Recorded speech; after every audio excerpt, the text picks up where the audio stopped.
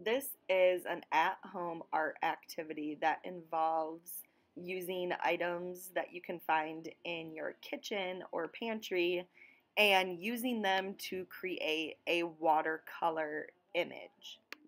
The items that I have are coffee, Sunny D, blackberries, and lime juice.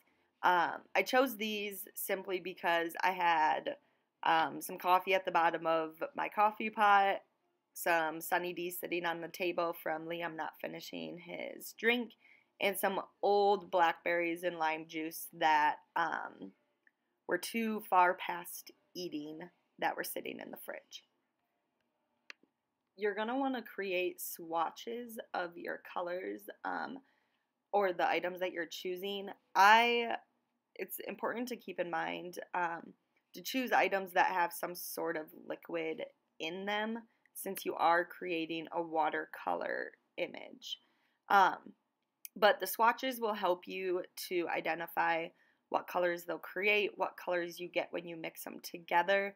I was surprised by some of the colors that I had by mixing certain things together, like mixing the blackberry purplish color with lime juice created a pink, and mixing the Sunny D with the blackberries created an orangish color. Those will be able to help you when you go to add value to your painting, because you'll be able to know, here are my dark values, here are my lighter values, and that's how I can apply them within my own painting. Once you have your swatches made of the different colors that you created with the objects that you found in your kitchen or pantry, you can start with drawing out your object, just very lightly sketching it, and just kind of the more important things. So I'm choosing to paint morel mushrooms. So I have the stem drawn out, the top of the morel head. One decision that I chose not to do is to draw the little webbing that is on the morel mushroom head. I've made this choice because I figured it'd be easier to paint that on than to try to draw it out. But otherwise, you can identify other areas where values changes or colors change in the image that you chose. What you will want to do next after you have the areas, the most important areas kind of drawn out onto your paper, is you're going to want to put down a wash of your lightest value or your lightest color. So in my the photograph that I'm working from of the morel mushrooms, the stem and the webbing on the morel are the lightest values on my image. So I went ahead and chose the lightest color, which for me happened to be a combination of lime juice and orange juice, and I went ahead and put that onto those areas where, when I looked at the photograph, they were the lightest color or value there. From there, you'll just keep adding washes of your next darkest value or color.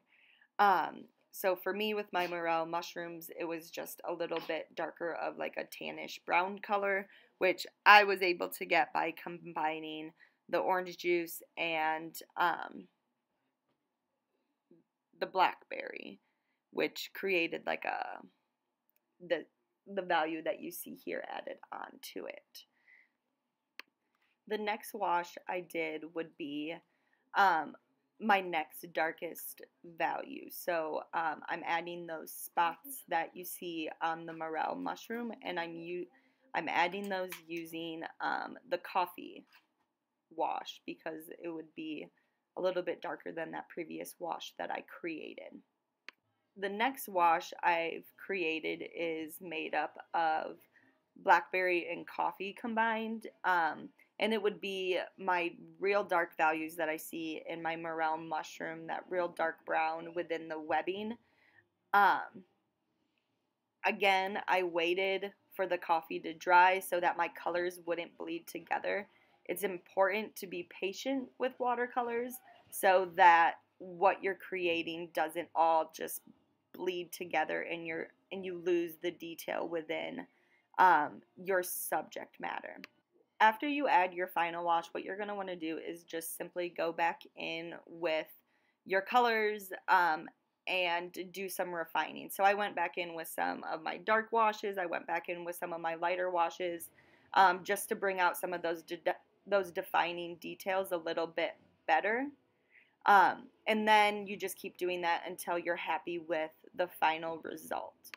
The last thing I did was just to add a light wash for a background, and then I considered my painting complete.